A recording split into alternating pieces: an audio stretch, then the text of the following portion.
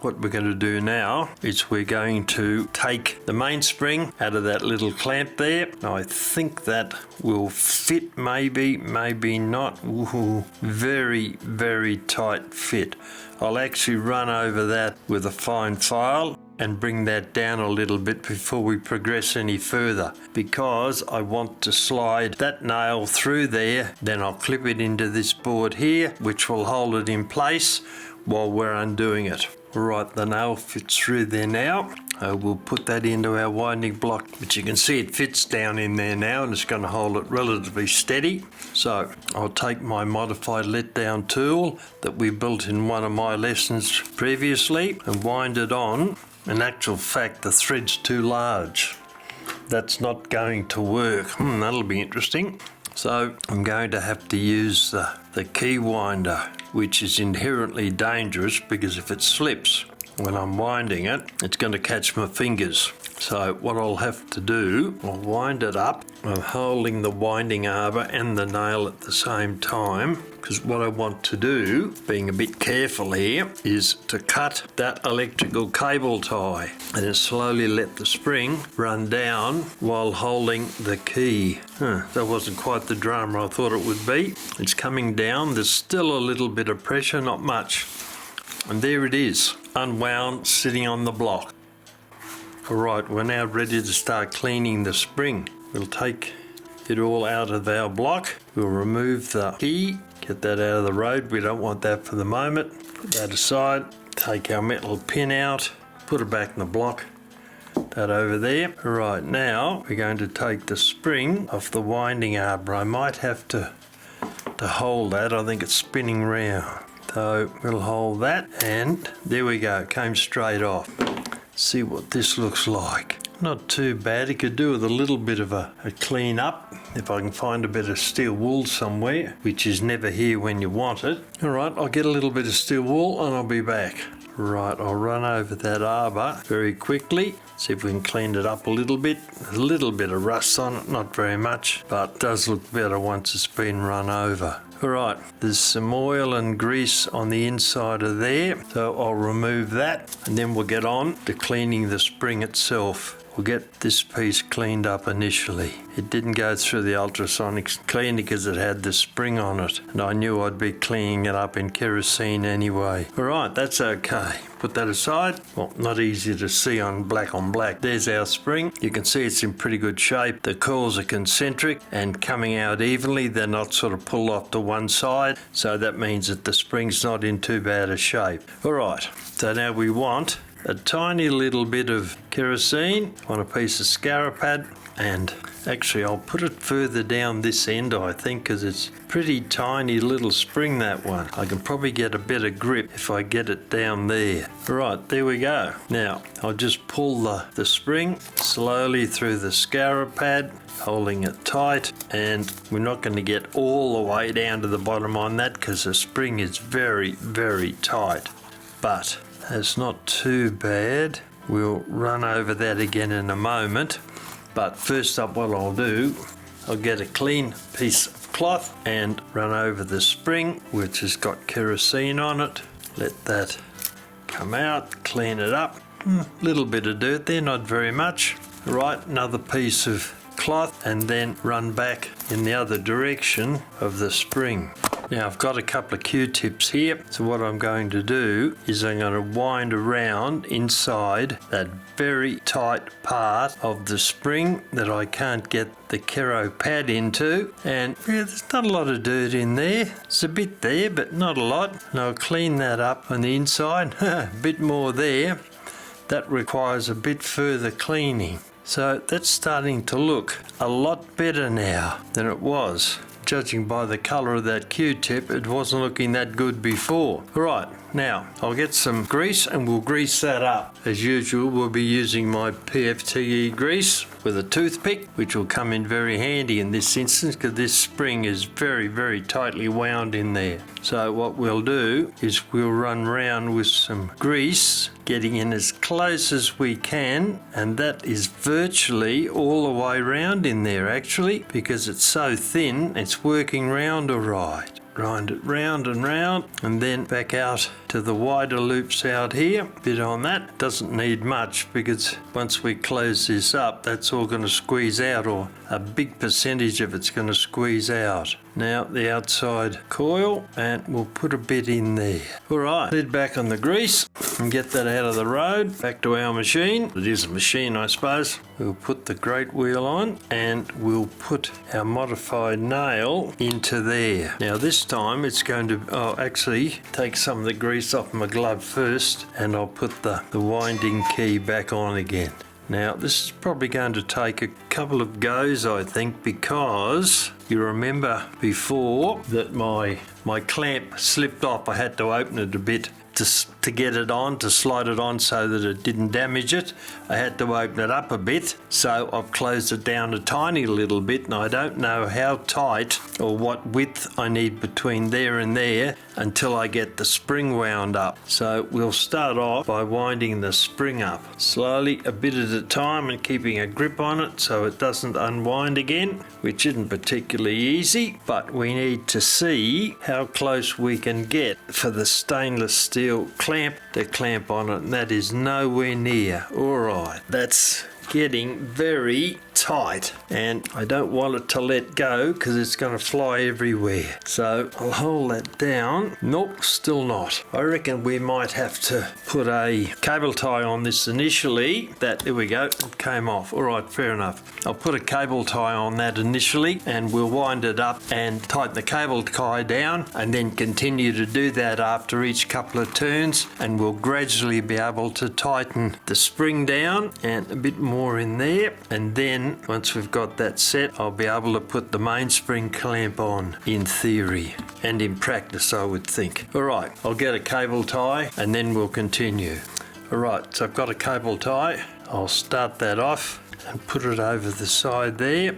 So what we'll do, we'll start winding the spring up now as we were doing before, but this time we'll do it in increments, and each time we get it up a bit, we'll tighten up this electrical cable so we can then relax it for a minute. It'll still hold it in place, and then we can start off again and wind it up and just keep tightening up the electrical cable tie. It's a bit tricky with oily gloves on actually, but I'll pull that a bit tighter and I'll let that undo for the moment. And once this is tied up, I'm not going to be able to put that stainless steel clamp on it. However, it doesn't matter because it'll still hold it in place. But it's a matter of continuing, holding the spring down and the winding arbor and the key all at once, and winding it up and then tightening the cable tie.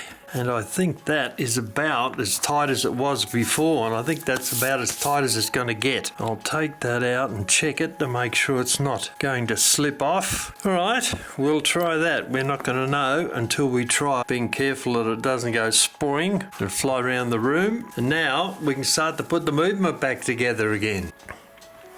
Alright, well I've got the wheels in between the plates now. That's pretty fine work, as you can imagine.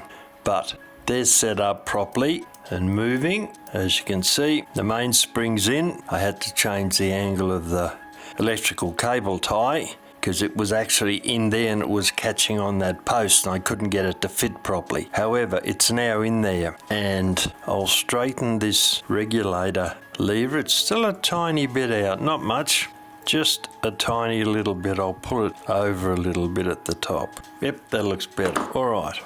I'm going to put some oil on these pivot points now, including that one there and that one there that hold the balance wheel, because that's the next thing we're going to do, install the balance wheel, and that has to come back a tiny little bit. It's bent out of whack. It's pretty fine, so you've got to be very careful with it, and back that way a tiny little bit. All right.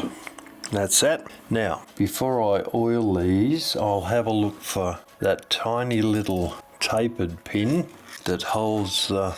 There he is. I think it could do is to straighten that out a bit. It's a bit bent. I'll get that in a pair of pliers, being careful not to shoot it across the room, as normally happens at a time like this, as you just saw. Get it in the middle of the jaws this time. That's better, and I'll move that down a bit.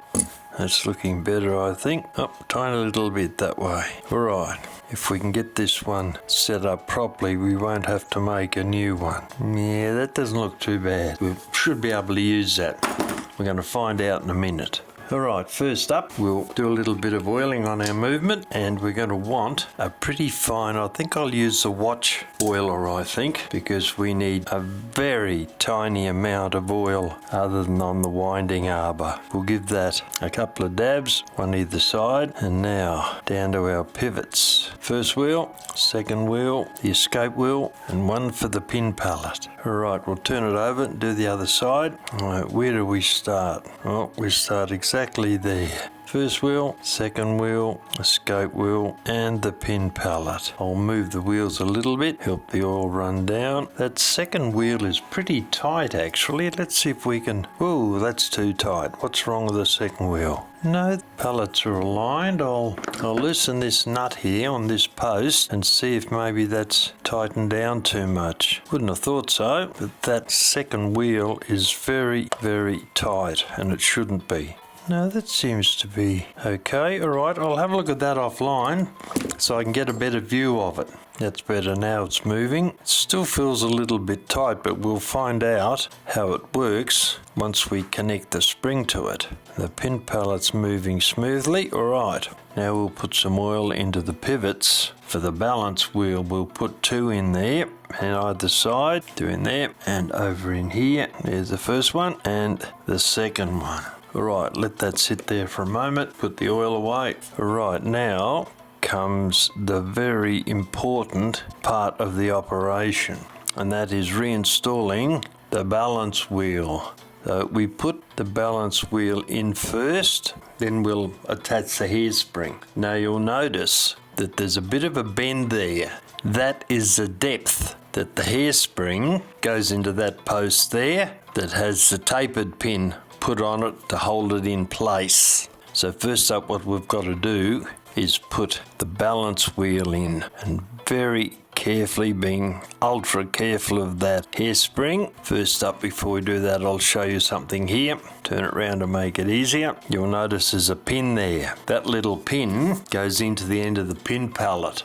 It rolls backwards and forwards. So that pin has to fit in to that little arm there.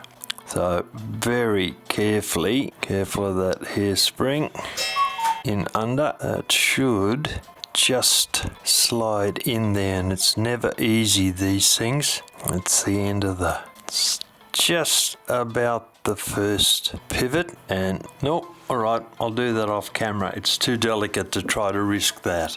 The balance staff has been installed now. It's pretty tricky getting that tiny little pin down there on the end of the pin pallet escapement, but it's in there now. So the next step, I'll rest my finger on that, it'll be easier. The next step is getting the hairspring, and I've got 2 coils on that. I only want the top one. We'll grab that, see if that'll hold it a little bit so it doesn't move so much. Now we've got to get that outer coil with the bend on it out here so we can put it through the fast-slow regulator without upsetting the coils. That is very hard to see. Spin it round a bit, and there, that's the end we want. Those coils out of the road, and there, that is the end we're looking for. So now we have to put that end in through this fast-slow, the loop on the fast-slow regulator there, which obviously is not easy. A bit more magnification might be a fine thing. Make sure that's... I think there's a twist in that hairspring there, or it's caught up on that pillar. Wow, that is hard to see. That end there is the one we're after, but it's making strange movements on the rest of the hairspring. I think that, yeah, that's what's happened. It slipped out once. Well, that's fun. I've got to take that out and put it back in again. Back in a moment. Well, that's got the balance wheel in right. Still a little bit loose. I'll tighten that up a tiny little bit so that we haven't got so much end play. Still got a little bit much. See how we go. Yeah, that's looking a lot better. All right, what we've got to do now is we have to take this piece of the hairspring, get the end of it, and that goes there. All right, so back to that again. We'll get this piece of the hairspring and it's got to go through that loop there. This needs to be a little bit tighter, I think. It's a little bit on the loose side. I'll tighten that up a little bit. We can always adjust it from the nut down the other end. So we want that to stay in place. I'll do it a little bit more actually. We don't want it moving all over the place. Make it easier for us to get that loop in. Now, where's that loop got to? That's the one there. If I can get it out, that in, and that now goes in through there, and make sure I can hold that so it doesn't come out again. No, that's got him, that's all right. This is not easy as can be seen. Now, that end has to go in through that hole in that post there. I think, yep, that's actually got it. Now we have to hold it there. That's where it goes. Now we've got to put this tiny little, get a better grip on it somehow, tapered pin. Oh, a pair of pliers might be a better option. I don't know. Might hold it more tightly. Now put that down into that hole there. That's the narrow end, right? And line it up and press that in. Gee, that's hard to see. No, it's not there yet. 2/3 of the way, but be careful not to lose it.